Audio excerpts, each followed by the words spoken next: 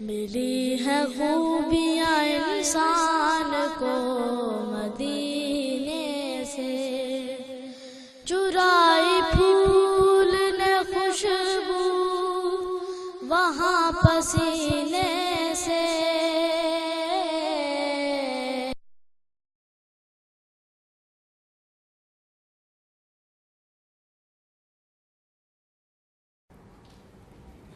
الحمد للہ رب العالمین، والصلاة والسلام علی حبیبہ محمد وآلہ وصحبہ اجمعین۔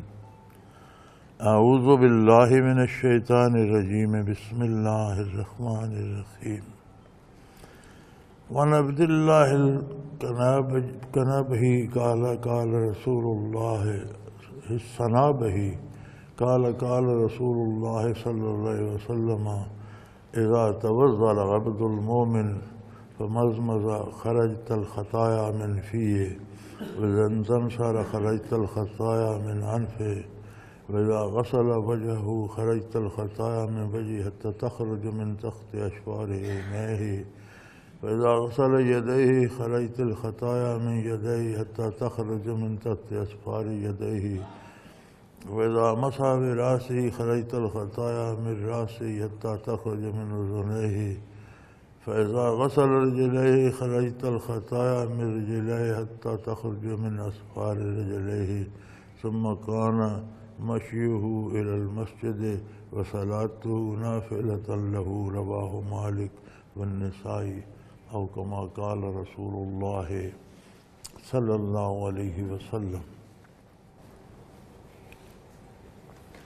حضرت عبداللہ سنابی رضی اللہ تعالیٰ عنہ سے روایت ہے، رسول اللہ صلی اللہ علیہ وسلم نے فرمایا، جب بندے مومن وضو کرتا ہے تو جب کلی کرتا ہے اس کے منہ سے گناہ جھڑ جاتے ہیں، جب ناک صاف کرتا ہے تو اس کی ناک سے گناہ نکل جاتے ہیں، اور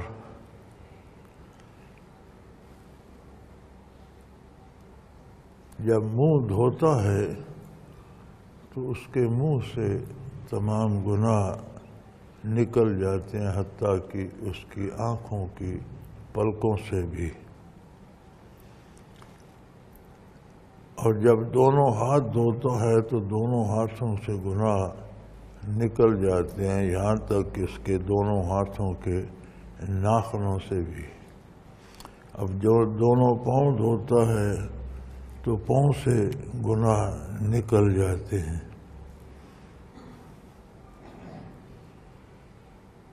اور جب سر کا مسح کرتا ہے، یہ جملہ رہ گیا، تو یہاں تک کہ اس کے کانوں سے بھی گناہ نکل جاتے ہیں۔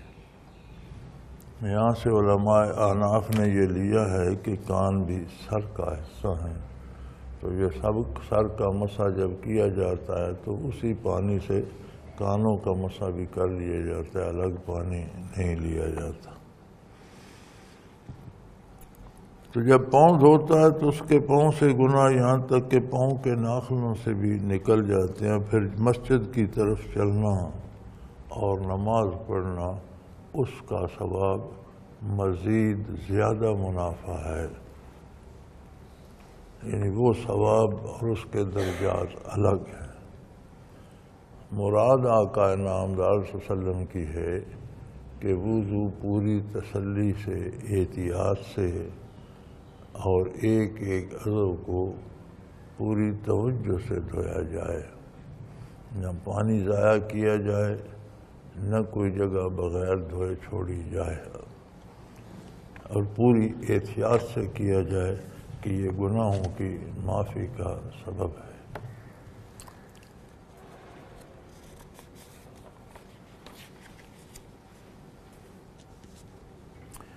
وعن ابی ہریرہ رضی اللہ تعالی عنہ ان رسول اللہ صلی اللہ علیہ وسلم اتى المقبرة فقال السلام علیکم دار قوم مؤمنین وإنا إن شاء الله بكم لاحقون، وددت أنا قد رأينا وإننا لقالوا أو لسانا أو اولسنا اخوانک یا رسول اللہ انا قد رأینا اخواننا قالوا اولسنا اخوانک یا رسول اللہ قال انتم اصحابی واخواننا الذین لم یاتوا فقالوا کیف تعرفهم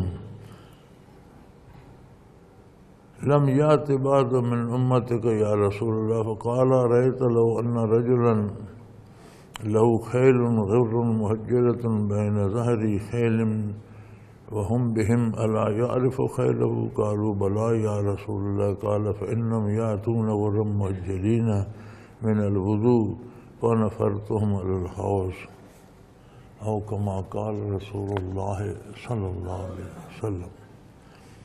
حضرت ابو ہریرہ رضی اللہ عنہ سے روایت ہے کہ حضور قبرستان میں تشریف لائے۔ حضور کی عادت مبارک تھی کہ جنت البقیع مدینہ منورہ کی قبرستان میں تشریف لے جاتے اور دعا فرمایا کرتے تھے۔ اور قبرستان میں آئے اور آپ نے سلام کہا، السلام علیکم دار قوم مومنین، اے مومنوں کی جماعت کے گھر، تم پر اللہ کی سلامتی ہو۔ اور یہی مضمون ہے کہ قبرستان سے گزریں تو السلام علیکم یا دار قوم مومنین، تو وَإِنَّا إِنْ شَاءَ اللَّهُ بِكُمْ لَاحِقُونَ، اور اللہ نے چاہا تو ہم بھی خیر و عافیت سے، ایمان کی سلامتی سے تمہارے ساتھ آ ملیں گے۔ فرمایا میں امید رکھتا ہوں کہ اپنے بھائیوں کو دیکھوں گا۔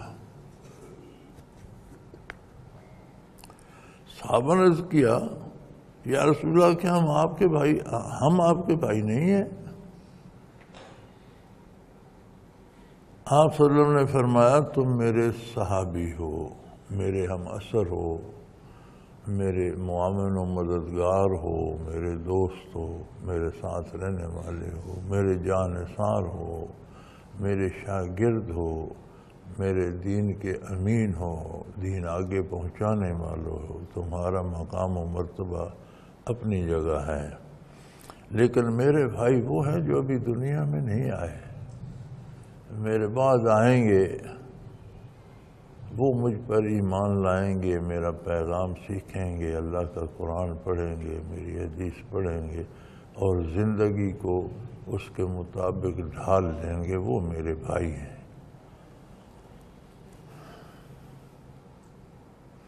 تو صحابہ کرام نے عرض کی، یا رسول اللہ آپ دنیا سے تشریف لے جائیں گے تو وہ بعد میں آئیں گے، کب تک زمانہ چلتا رہے گا تو وہ آئیں گے، آپ انہیں کیسے پہچانیں گے؟ آپ صلی اللہ علیہ وسلم نے فرمایا کہ اگر ایک شخص کے گھوڑے پنج کلان ہوں، یعنی سفید پاؤں سفید ماتھا ان کا، اور دوسرے بہت سے سیاہ گھوڑے ہوں اور وہ ان میں مل جائیں تو اس کو کوئی پہچاننے میں دشواری ہوتی ہے۔ اگر تمہارے پنج کلان گھوڑے ہوں اور بہت سے سیاہ گھوڑوں میں مل جائیں تو کیا تم پہچان نہیں لوگے؟ عرض کی، یا رسول اللہ کیوں نہیں، یہ تو بڑی واضح بات ہے، یہ تو کوئی چھپنے والی بات نہیں۔ تو آپ نے فرمایا بس وضو کے اثر سے ان کی پیشانیوں پہ نور ہوگا، ہاتھ پاؤں سفید ہوں گے، روشن ہوں گے، اور میں ان سے پہلے حوض کوثر پر ان کی مہمانی کرنے کے لیے موجود ہوں گا۔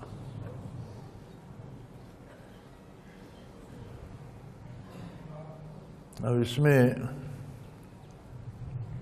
پورے خشوع و خضوع اور احتیاط کا تقاضا ہے وضو کے کرنے میں۔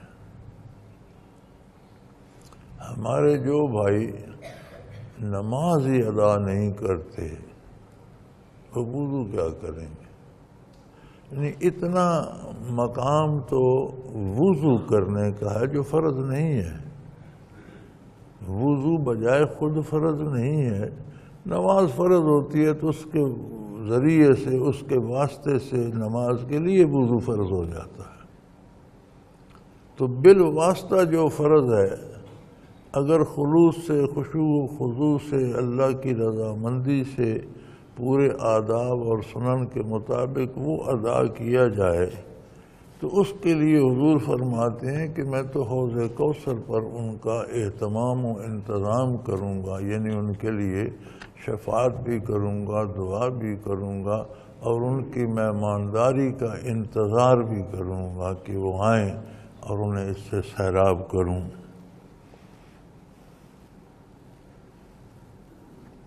انا فرتہم، فرت کہتے ہیں عربی میں کہ کوئی قافلہ یا لشکر یا فوج یا کوئی قافلہ جا رہا ہے تو کچھ لوگ آگے چلے جاتے ہیں جہاں انہوں نے پڑاؤ کرنا ہوتا ہے، وہاں ان کے ٹھہرنے کا، کھانے پینے کا، ان کی ضروریات کا اہتمام، ان کے قافلے کے پہنچنے سے پہلے وہ لوگ وہاں کیمپ کا اہتمام کر رکھتے ہیں۔ حضور نے فرمایا میں تو ان کے لیے شفاعت بھی کروں گا، اللہ سے سفارش بھی کروں گا، اور حوض کوثر پر ان کی مہمانی کا اہتمام بھی کر رکھوں گا، اور وہ میری خدمت میں حاضر ہوں گے، وہ میرے بھائی ہوں گے۔ میں نہیں سمجھتا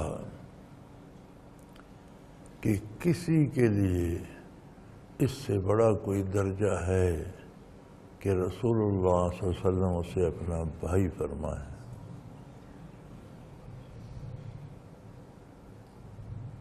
اور یہ پورے خشوع و خضوع سے، احتیاط سے، وضو کرنے سے حاصل ہو جاتا ہے۔ فرمایا اب اس کے بعد جب وہ وضو کر کے چل کے مسجد کی طرف جاتا ہے یا نماز ادا کرتا ہے نافلہ، وہ تو مزید اس کا فائدہ ہے۔ نفل کہتے ہیں اگر آپ کوئی رقم خرچ کریں تو وہ اصل تو واپس آ جائے، پھر اس پر مزید جو فائدہ آتا ہے اسے نفل کہتے ہیں۔ 1000 خرچ کیا، 1200 آگے تو وہ 200 نفل ہے۔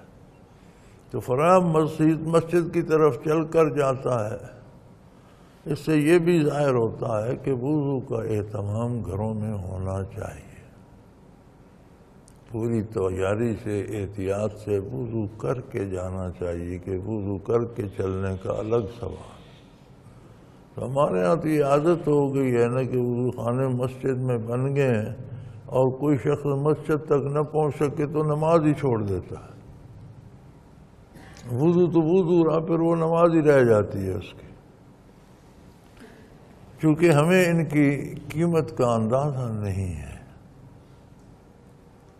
کہیں بندہ ملازمت کر رہا ہوتا ہے، اسے تنخواہ مل رہی ہوتی ہے تو اس کی کوشش ہوتی ہے کہ کہیں اور چلا جاؤں جہاں زیادہ پیسے ملتے ہیں، کیونکہ پیسے کی قیمت کا اندازہ ہے۔ کاروبار کر رہا ہوتا ہے، ہر بندے کے دل میں ہوتی ہے کہ کچھ اس میں زیادتی ہو جائے، کچھ اور کمال ہو۔ کیا ہمیں حضور کے ارشادات عالیہ پہ یقین نہیں ہے؟ اگر ہے تو پھر ان چیزوں کا اہتمام ہونا چاہیے۔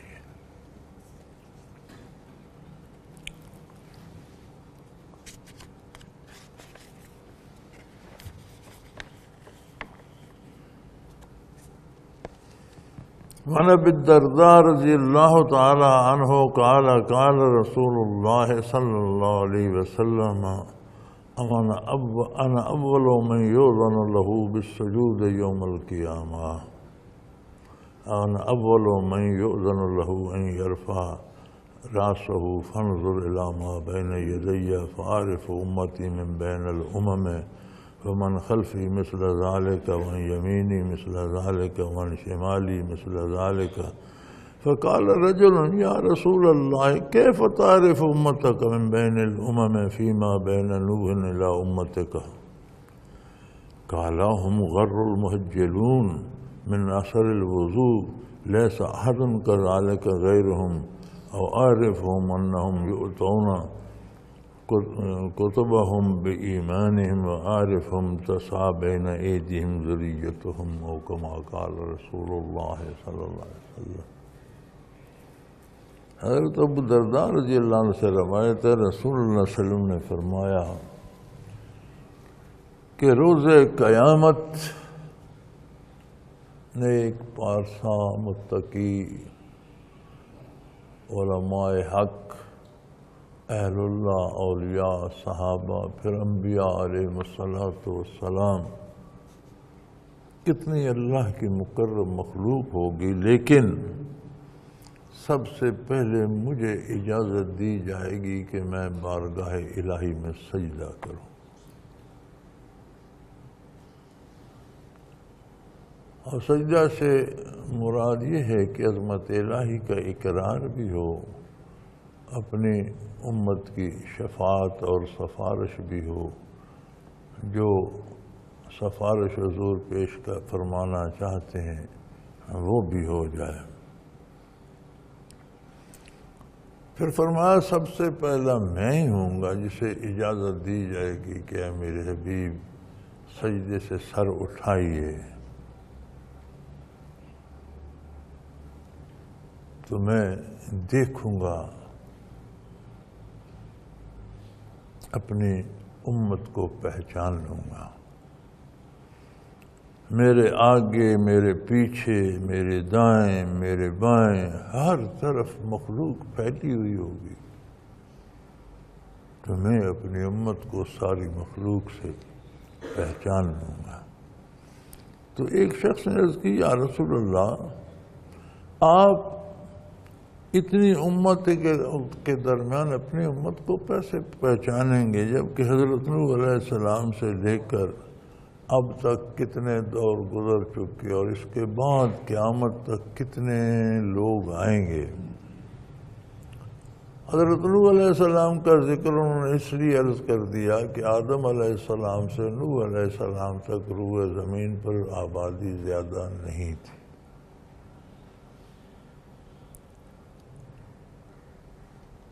نسل انسانی اتنی روئے زمین پر نہیں پھیلی تھی، مخصوص علاقوں میں تھی۔ جب نوح علیہ السلام کا طوفان آیا تو وہ سارے غرق ہو گئے، صرف وہ افراد بچے جو نوح علیہ السلام کی کشتی میں سوار ہوئے، وہ 80 یا 82 کے قریب تھے۔ پھر آگے ان میں سے کسی کی نسل نہیں چلی، صرف نوح علیہ السلام کے جو بیٹے سوار تھے ان سے نسل چلی۔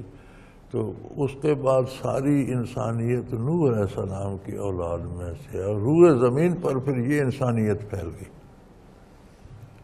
تو اس لیے نوح علیہ السلام کو آدم ثانی بھی کہتے ہیں۔ عرض کی یا رسول اللہ، نوح علیہ السلام کے بعد تو جب مخلوق پھیلی تو روئے زمین کے چپے چپے پر آدمی آدمی ہو گیا، اور قیامت تک انہوں نے روئے زمین کو آباد۔ تو اس مخلوق میں سے آپ کیسے اپنی امت کو پہچان لیں گے؟ آپ صلی اللہ علیہ وسلم نے فرمایا ان کی پیشانی سفید ہوگی، ہاتھ پاؤں روشن اور سفید ہوں گے، اور ان کے سوا اور ایسا کوئی نہیں ہوگا۔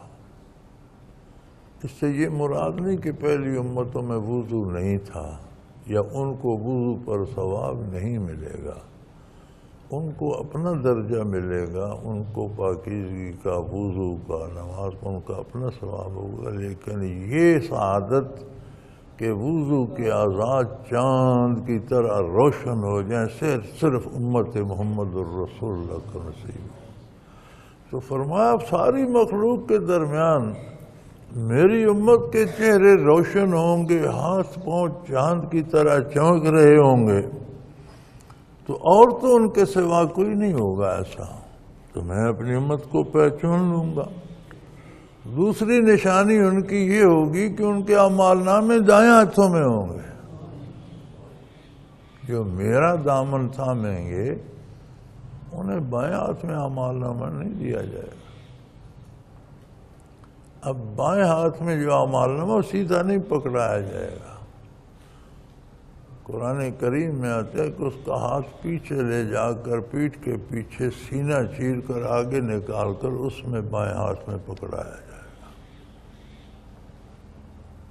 دائیں ہاتھ والے کو سیدھا سیدھا دے۔ تو فرمایا میری امت کے جو لوگ ہوں گے جو میرا دامن تھامیں گے، ان کے تو دائیں ہاتھ میں اعمال نامہ ہوگا، پہچاننے میں کیا دشوار۔ تیسری نشانی ان کی یہ ہوگی کہ ان کے بچے جو بلوغت سے پہلے دنیا سے سفر کر کے موت کی آغوش میں، وہ ان کے آگے آگے دوڑ رہے ہوں گے،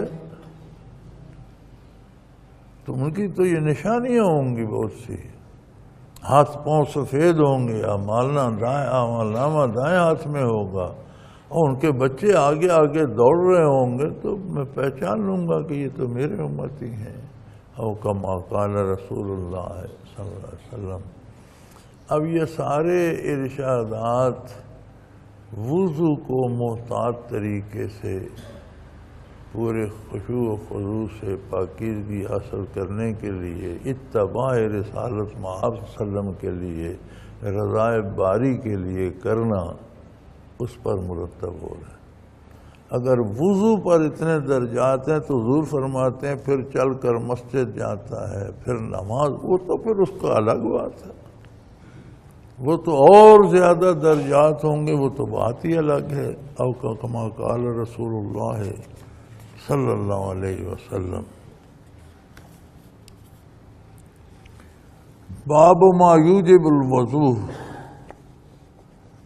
وضو کو واجب کرنے والی چیزوں کا بیان۔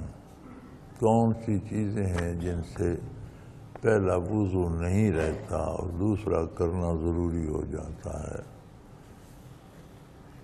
وضو میں نے عرض کیا کہ واجب تو تب بھی ہوتا ہے جب اس کی ضرورت پڑے، ضرورت وضو کی ضرورت نماز ہے، لیکن اگر ہے وضو ہے اور نماز کا وقت ہو گیا تو نماز ادا کر سکتا ہے۔ تو وضو کو واجب کرنے والی کون سی چیزیں ہیں؟ اس کا مطلب ہے کس چیز سے وضو ٹوٹ جاتا ہے کہ پھر دوبارہ کرنے کی ضرورت پیش آتی ہے۔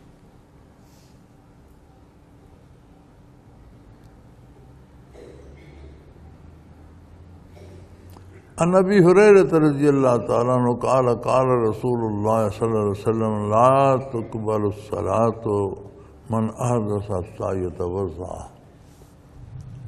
جس شخص کا وضو کسی سبب سے ٹوٹ جائے، جن سے وضو ٹوٹتا ہے، تو جب تک تازہ وضو نہ کرے اس کی نماز قبول نہیں ہوتی، ادا نہیں ہوتی۔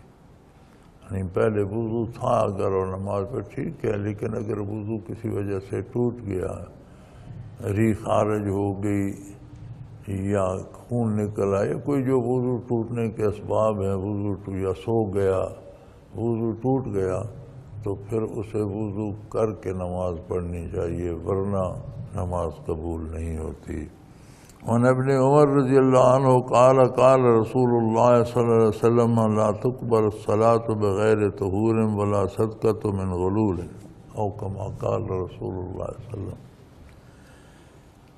حضرت ابن عمر رضی اللہ عنہ فرماتے ہیں کہ رسول اللہ صلی اللہ علیہ وسلم نے فرمایا بغیر طہارت کے نماز قبول نہیں ہوتی۔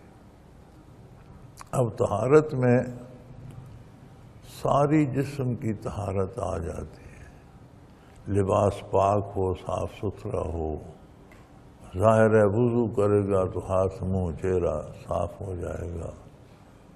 گویا نماز کے لیے بھی تیار رہنا چاہیے۔ علماء حق فرماتے ہیں کہ جس حالت میں آپ بندوں سے ملنا نہیں چاہتے، کوئی مہمان آ جائے تو آپ نہیں چاہتے کہ اس حال میں اس کے سامنے جاؤں، یا کسی سے ملنا ہو تو آپ نہیں، تو اس میں نماز کیسے ہوگی؟ اللہ کی بارگاہ میں اس حالت میں، اس لباس میں کیسے جاتے؟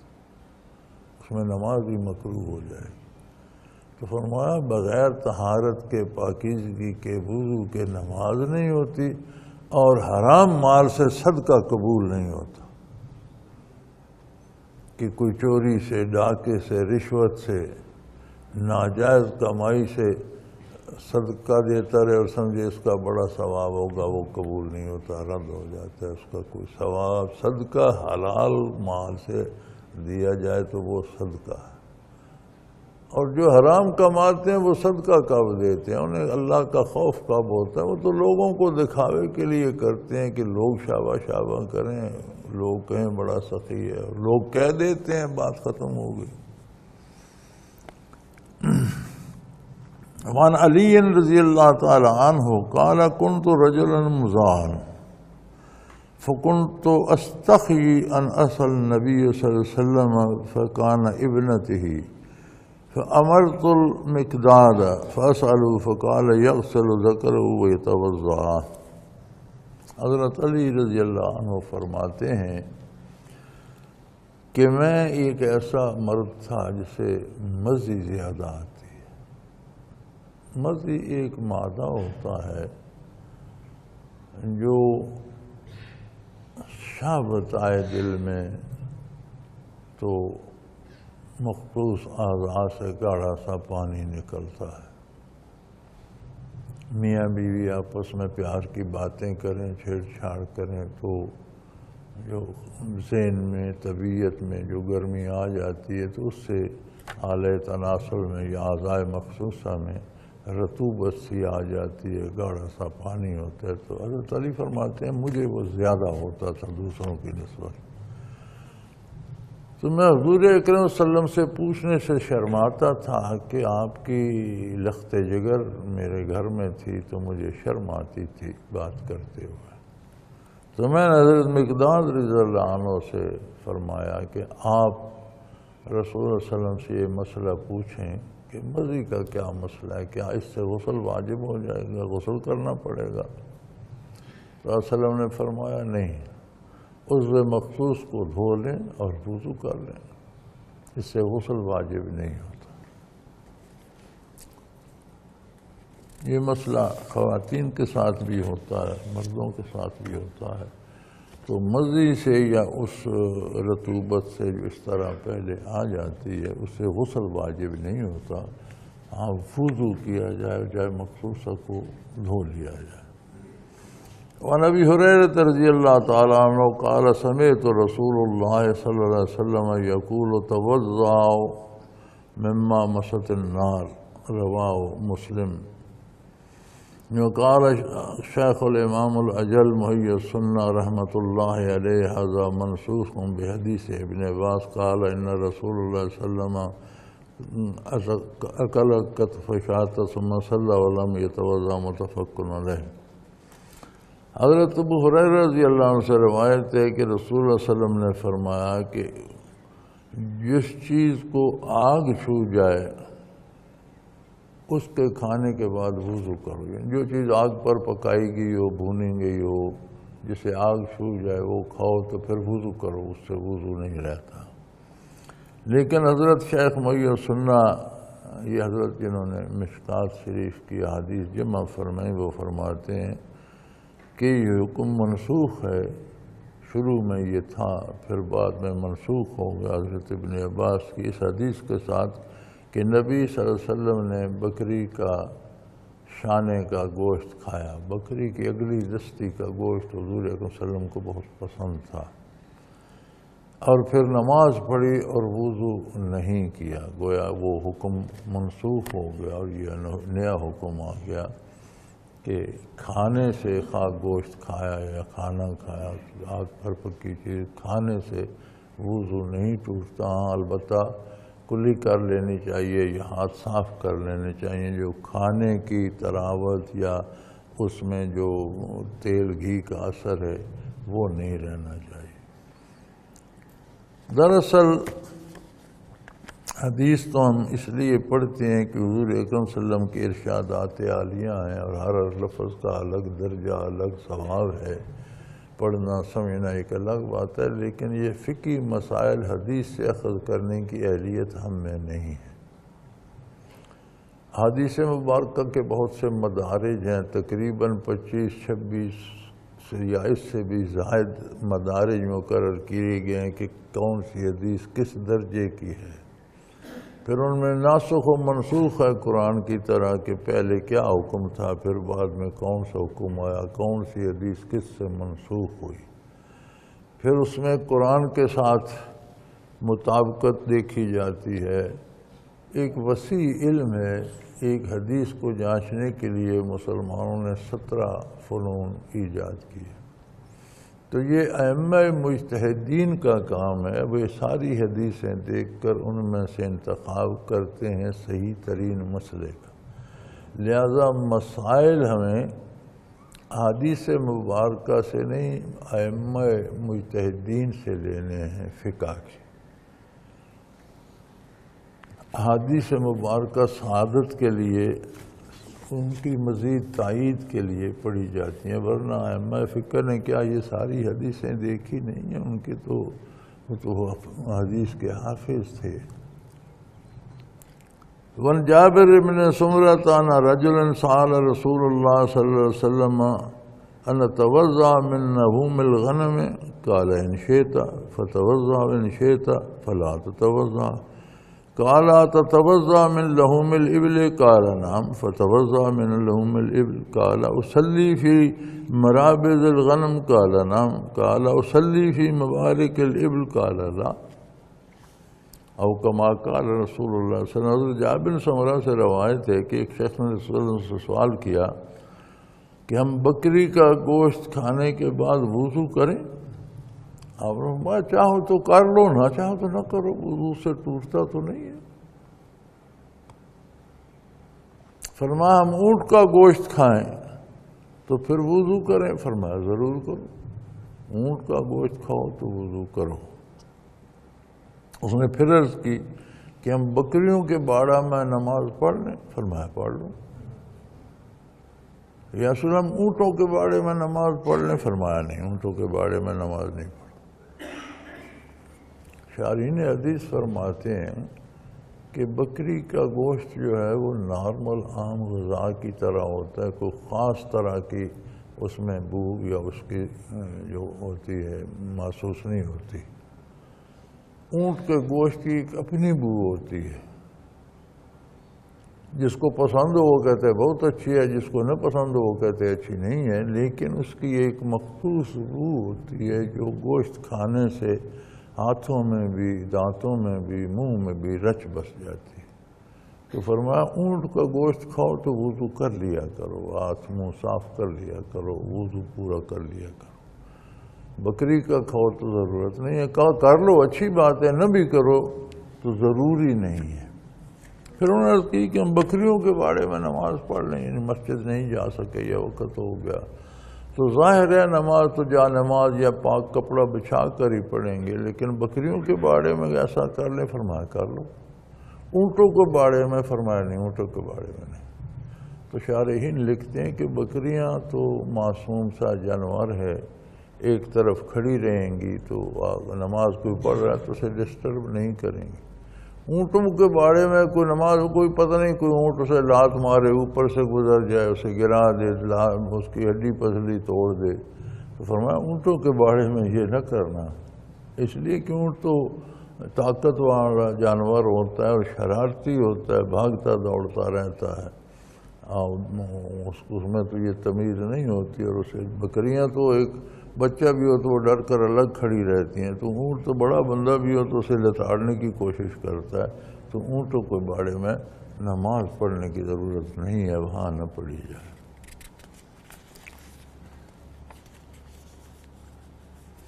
وعن ابی ہریرہ رضی اللہ تعالیٰ عنہ قال قال رسول اللہ صلی اللہ علیہ وسلم اذا وجد احدکم فی بطنہ شیئا فاشکل علیہ اخرج منہ شیئا ام لا فلا یخرجن من المسجد حتی یسمع صوتا او یجد ریحا۔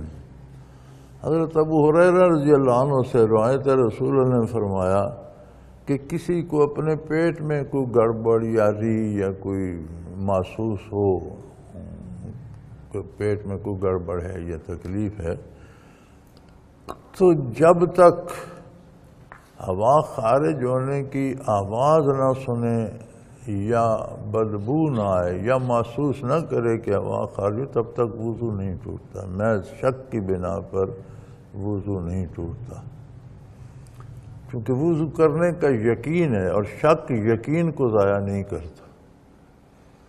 وضو کیا یہ تو یقین ہے، اب شک پڑ گیا کہ وضو ہے کہ نہیں تو فرمایا اب نماز پڑھ لو، چونکہ شک یقین کو زائل نہیں کرتا۔ اسی طرح پیٹ میں گڑبڑ ہوئی تو نہ ہوا خارج ہوتی محسوس ہوئی، نہ اس کی آواز آئی، نہ بدبو آئی، تو نیا وضو کرنے کی ضرورت نہیں۔ اس سے مراد یہ ہے کہ شیطان وسوسے اور وہم ڈالتا ہے تو مومن کو ان کے پیچھے نہیں جانا چاہیے، اپنے یقین پر اعتماد کرنا چاہیے۔ عن عبداللہ ابن عباس رضی اللہ تعالیٰ عنہ قال ان رسول اللہ صلی اللہ علیہ وسلم شرب لبنا فمضمض وقال ان له دسما۔ حضرت عبداللہ ابن عباس سے روایت ہے کہ نبی صلی اللہ علیہ وسلم نے دودھ پیا اور کلی کی فرمایا اس میں چکنائی ہوتی ہے، یعنی آپ نے دودھ تناول فرمایا اور اس کے بعد آپ نے کلی کی اور فرمایا کہ اس میں چکنائی ہوتی ہے، تو اچھی بات ہے کہ کلی کر لی، وضو کی ضرورت نہیں ہے لیکن کلی کر لی جائے۔ اگر باوضو تھا دودھ پیا تو پھر وضو کی ضرورت نہیں ہے، لیکن اچھی بات ہے کہ کلی کر لی جائے کہ اس کے اثرات منہ میں رہ جاتے، اس میں چکنائی ہوتی ہے۔ عن بریدۃ ان النبی صلی اللہ علیہ وسلم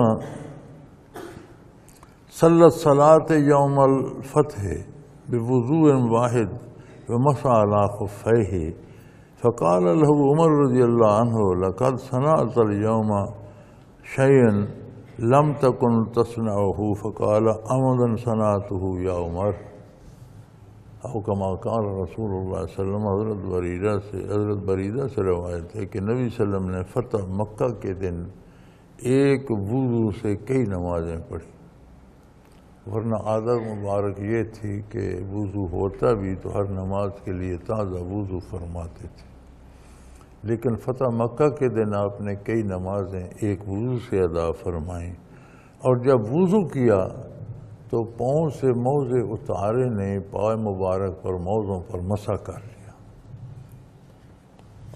حضرت عمر رضی اللہ عنہ نے عرض کی یا رسول اللہ آپ نے آج نیا کام کیا جو آپ پہلے نہیں کرتے تھے، یعنی ایک وضو سے کئی نمازیں بھی نہیں پڑھتے تھے اور موزوں پر مسح بھی نہیں کرتے تھے۔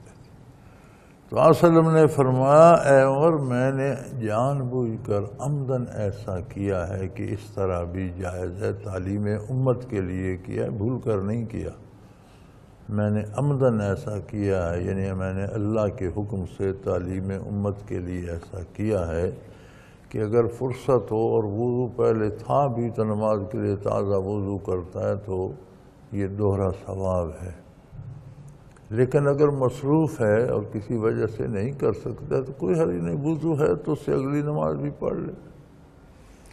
اور یہ بھی آسانی فرمائی کہ موزے اتارنے کی بھی کوئی پابندی نہیں ہے، ان پر مسح کیا جا سکتا۔ اب اس میں علماء کی ائمہ کی آراء مختلف ہیں کہ اس زمانے میں موزے سے کیا مراد تھی، اس وقت پاؤں پر کیا پہنا جاتا تھا، آج کیا پہنا ہے۔ بعض حضرات اس پہ اصرار کرتے ہیں کہ اس وقت تو چمڑے کے موزے ہوتے تھے لہذا آج بھی چمڑے ہی کے ہونے چاہیے، تو آپ نے دیکھا ہمارے علماء اکثر چمڑے کے موزے پر ہی مسح کرتے ہیں، لیکن یہ ضروری نہیں ہے۔ احناف کے نزدیک ایسی کوئی بھی چیز، کسی قسم کی جراب ہو، وہ کپڑے کی ہے، سوت کی ہے، کسی چیز کی ہے، چمڑا تو خیر چمڑا ہے وہ تو ظاہر ہے، جو اتنی گہری ہو کہ پہنی ہوئی ہے تو نیچے جسم نظر نہیں آتا، اس سے بعض پتلی جرابیں ہوتی ہیں جن سے جسم جھانکتا رہتا ہے، کہیں نہ کہیں سے نظر آ جاتا ہے، فرماتے ہیں اس پر مسح نہیں جائز۔ اتنی گھنی اتنی گہری ہو کہ ایک تو سے جسم نظر نہ آئے، دوسری شرط یہ ہے کہ جب گیلی انگلیاں اس پر مسح کیا جائے تو اتنی گھنی یا اتنی گہری ہو کہ پانی نیچے نہ نکل جائے۔ اگر اتنی پتلی ہوگی کہ ہم انگلی گیلی رکھی پانی نیچے چلا گیا تو احناف کے نزدیک، امام ابو حنیفہ رحمۃ اللہ علیہ اور حنفی حضرات کے نزدیک اس کا مسح نہیں ہو۔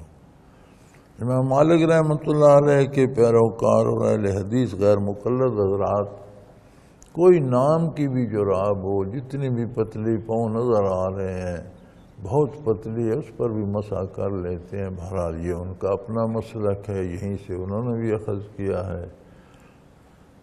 تو دو صورتیں امت میں رائج ہیں، اہل حدیث حضرات کوئی نام کی بھی جراب پتلی ہو اس میں سے پاؤں نظر بھی آ رہا اس پر مسح کر لیتے ہیں۔ اہل سنت کے لیے اور خاص کر حنفی حضرات کے لیے یہ ہے کہ وہ اتنی گہری ہو، گھنی ہو، موٹی ہو کہ پاؤں یا جسم نظر بھی نہ آئے، اور جب گیلی انگلیاں پھیری جائیں تو پانی کی تراوت دوسری طرف نہ نکلے، اس پر مسح جائے۔ اور بعض حضرات پھر اس میں تنگی کرتے ہیں کہ صرف چمڑے پہ کرتے ہیں، اب یہ ان کی مرضی، زیادہ احتیاط کرتے ہیں، اچھی بات ہے، بری بات نہیں ہے، لیکن لوگوں پر تنگی نہیں کرنی چاہیے۔ ہر بندے کو جو وہ کر نہیں سکتا اس پہ مجبور نہ کرنا چاہیے اگر گنجائش ہو تو۔ وعن سعید بن نعمان رضی اللہ عنہ انہ خرج مع رسول اللہ صلی اللہ علیہ وسلم عام خیبر حتی اذا كانوا بالصحباء وهي من ادنى خیبر صلی العصر ثم دعا الازواد فلم يؤت الا بالسبيك فامر به فصري فاكل رسول الله صلی اللہ علیہ وسلم فاكلنا ثم قام الى المغرب فمضمض ومضمضنا ثم صلى ولم يتوضا كما كان رسول الله صلی اللہ علیہ وسلم۔ حضرت سعید رضی اللہ عنہ بن نعمان بیان کرتے ہیں کہ میں خیبر کی جنگ میں حضور اکرم صلی اللہ علیہ وسلم کی ہم رکاب تھا، میں ساتھ تھا۔ جو لشکر خیبر پر حملہ آور ہونے کے لیے، خیبر فتح کرنے کے لیے گیا، حضور اکرم صلی اللہ علیہ وسلم کی سربراہی میں اس میں شامل تھا، حتیٰ کہ حضور صحبا پہنچے۔ صحبا ایک مقام ہے جو خیبر کے نزدیک ہے، وہاں پڑاؤ کیا گیا اور عصر کا وقت ہو گیا تھا، تو حضور صلی اللہ علیہ وسلم نے عصر کی نماز ادا فرمائی۔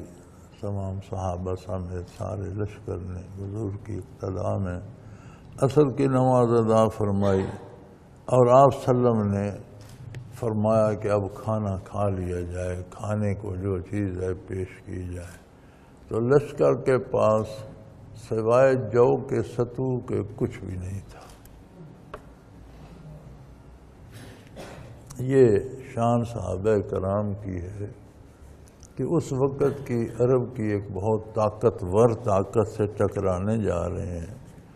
عرب کے قلعوں میں سے مضبوط ترین قلعے جو یہود کے زیر تسلط تھے انہیں فتح کرنے جا رہے ہیں، اور کھانے کو سوائے جو کے ستوؤں کے پورے لشکر کے پاس کچھ بھی نہیں، حتیٰ کہ رسول صلی اللہ علیہ وسلم نے جب کھانا طلب فرمایا تو جو کے ستو پیش کیے گئے خدمت علیم کے لشکر میں، اور تو کوئی چیز یعنی عرب کے اس مبارک ماحول میں کھجوریں بھی نہیں تھیں، جو کے ستو تھے صرف۔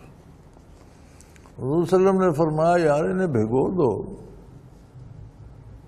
تو انہیں پانی میں حل کر دیا گیا، بھگو دیا گیا، اور حضور صلی اللہ علیہ وسلم نے وہی تناول فرمائے۔ اکلنا، سارے لشکر نے وہی کھانا کھایا، اور مغرب کا وقت ہو گیا تو حضور صلی اللہ علیہ وسلم نے صرف کلی کی، ستو کھانے کے بعد حضور صلی اللہ علیہ وسلم نے صرف کلی کی اور نماز ادا فرمائی، دوبارہ وضو نہیں کیا۔ ان کی مراد یہ تھی کہ جو بھونے جاتے ہیں پھر پیسے جاتے ہیں، ستو بنتا ہے، تو وہ آگ پر پکانے والی قید نہیں رہی کہ جو بھی تو بھون کر بنائے جاتے ہیں۔ تو حضور نے ستو پیا اور پھر مغرب پڑی، اس سے وضو سے جسے عصر ادا فرمائی تھی، اور صرف کلی کر کے دہن مبارک صاف کیا۔ ہم سب نے بھی صرف کلی کی اور مغرب ادا کی۔ اب یہ تو صحابہ کی جانثاری ہے کہ کس عالم میں کس کام کو چل رہے ہیں، اور کس حالت میں کتنی بڑی طاقت کو نیچا دکھا اور کتنے بڑے قلعے فتح کیے، رضی اللہ تعالی عنہم اجمعین۔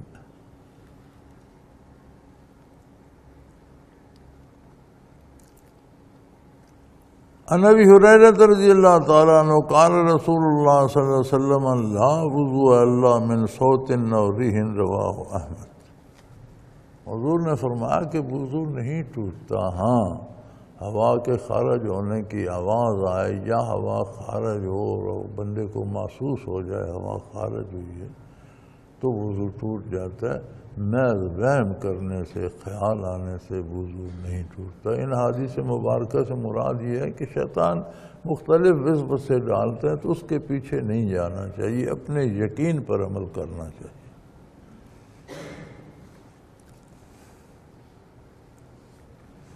وعن علی رضی اللہ عنہ قال سألت النبی صلی اللہ علیہ وسلم من المزی فقال من المزی الوضوء من المنی الغسل۔ حضرت علی رضی اللہ عنہ سے روایت ہے کہ میں نے مزی کے بارے رسول اللہ صلی اللہ علیہ وسلم سے پوچھا۔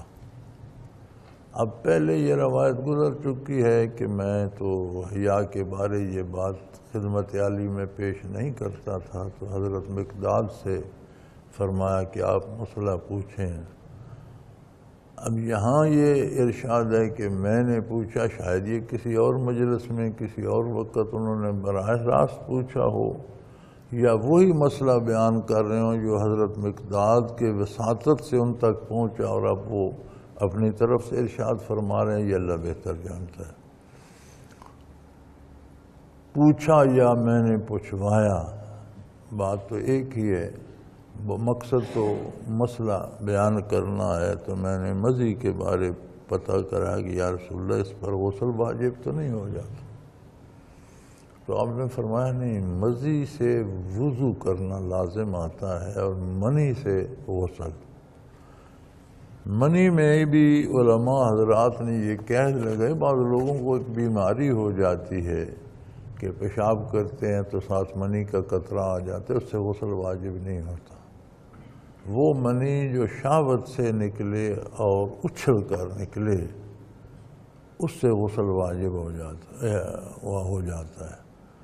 تو پیشاب کے ساتھ کسی کو بیماری ہے، اسے پیشاب کے بعد 2-4 قطرے منی کے آگے تو اس سے وضو ہی، جو پیشاب سے وضو واجب ہوتا ہے تو منی سے بھی وضو ہی ٹوٹے گا جو پیشاب کی طرح نکل گئی۔ اسی طرح مزی سے وضو ٹوٹے گا، غسل واجب نہیں ہوتا جب تک منی باقاعدہ اس کا اخراج نہ ہو، یعنی وہ شہوت سے نکلے اور اچھل کر نکلے تب وضو ٹوٹے گا۔ وعنہ قال رسول اللہ صلی اللہ علیہ وسلم مفتاح الصلاۃ الطہور وتحریمها التکبیر وتحلیلها التسلیم، رواہ ابو داود والترمذی والدارمی، رواہ ابن ماجہ عن ابی سعید رضی اللہ تعالیٰ عنہ۔ حضرت علی رضی اللہ عنہ سے روایت ہے، وہ فرماتے ہیں رسول صلی اللہ علیہ وسلم نے فرمایا نماز کی کنجی وضو ہے۔ مکان میں تالا لگا ہوا ہے تو دروازہ کنجی سے کھلتا ہے، چابی سے کھلتا ہے۔ فرمایا نماز کی چابی نماز میں داخلے کا سبب وضو اور پاکیزگی ہے، اور اس کی تحریم یعنی کائنات سے کٹ کر صرف اللہ کی طرف ہو جانا، اس کی حرمت، تحریم سے مراد ہے کٹ جانا کائنات سے، وہ تکبیر ہے۔ جب ہم اللہ اکبر کہتے ہیں تو اس کی حرمت قائم ہو جاتی ہے، اس میں کوئی مداخلت نہیں ہو سکتی۔ اور تعلیل یعنی اس سے خارج ہونا، فارغ ہونا سلام سے ہے، جب السلام علیکم ورحمۃ اللہ، السلام علیکم ورحمۃ اللہ، تو یہ اس سے خارج ہونے کا راستہ ہے۔ اس کو ترمذی نے، دارمی نے روایت کیا، ابن ملجم نے حضرت علی اور ابو سعید 2 ہستیوں سے روایت کیا ہے۔ وعن علی ابن طلق قال رسول اللہ صلی اللہ علیہ وسلم اذا فصا احدکم فلیتوضا ولا تعطوا النساء فی اعجازہن۔ حضرت علی بن علق سے روایت ہے، رسول اللہ نے فرمایا جب حدث ہو جائے تو وضو کرو۔ حدث سے مراد ہے وضو ٹوٹ جائے جب۔ یہ فقہ میں تفصیل دی ہوئی ہے کہ کن کن چیزوں سے وضو ٹوٹتا ہے۔ اگر وضو ٹوٹ جائے تو وضو کر کے نماز پڑھو۔ اور خواتین کے پاس جب جاتے ہو تو غیر فطری عمل نہ کرو، یہ حرام ہے۔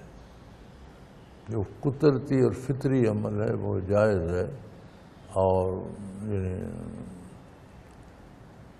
دوبر کے راستے سے ہم بستری نہ کرو۔ غیر فطری عمل جائز نہیں، حرام ہے۔ اور اللہ کے نزدیک سخت ناپسندیدہ ہے اور حرام.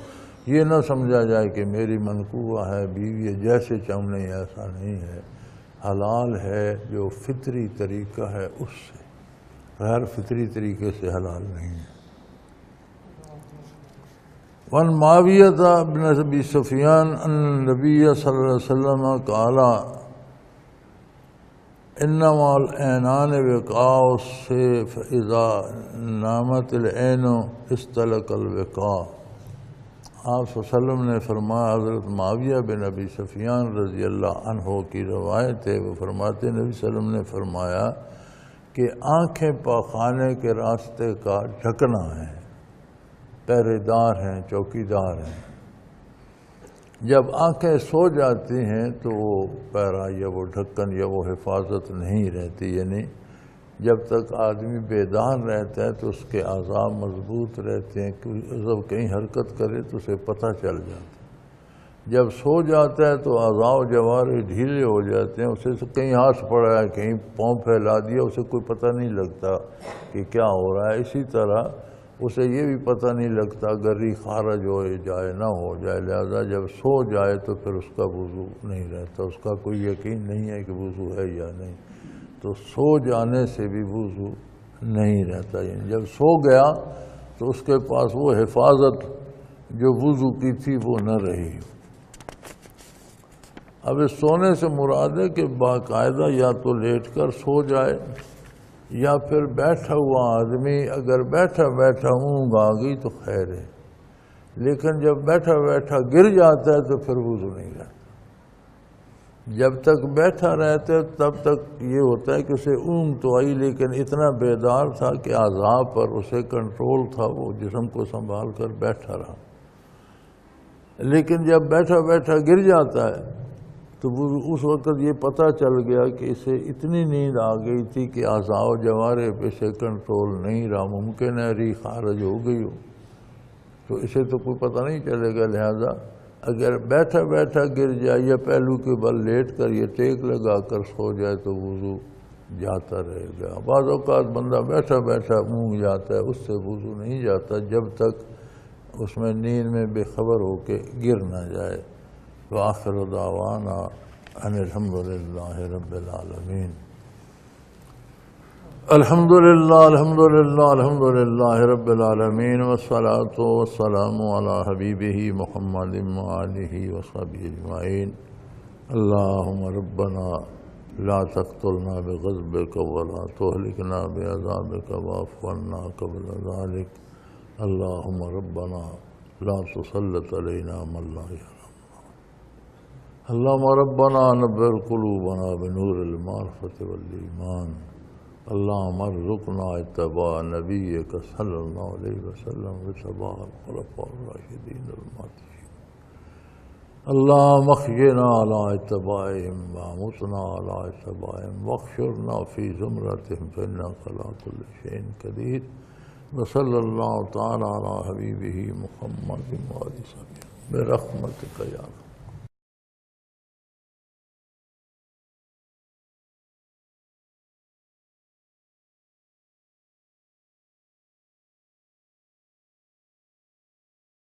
حضرت امیر محمد اکرم آوان مد ظلہ العالی دارالعرفان منارہ ضلع چکوال میں سالہ سال سے قرآن و حدیث کے اوپر خطابات کر رہے ہیں اور سلسلہ نقشبندیہ اویسیہ کے مطابق لوگوں کو ذکر الہی کی تربیت دے رہے ہیں.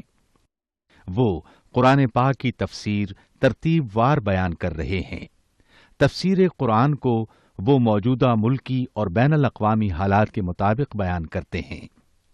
موٹر وے سے کلر کہار کے انٹرچینج سے نکلتے ہوئے کلر کہار کی جھیل سے ہوتے ہوئے میانی، بوچھال اور نور پور سے گزرتے ہوئے دارالعرفان منارہ پہنچ سکتے ہیں.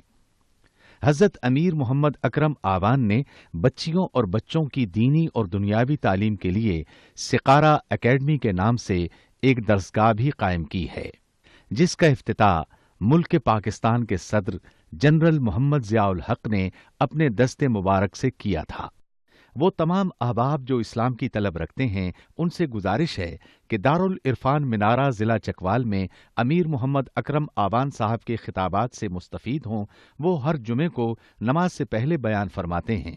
ہر ماہ کی پہلی اتوار کو ماہانہ اجتماع ہوتا ہے جس میں آپ خصوصی خطاب فرماتے ہیں اور پاکستان کے چاروں صوبوں سے احباب اس اجتماع میں شرکت کرتے ہیں۔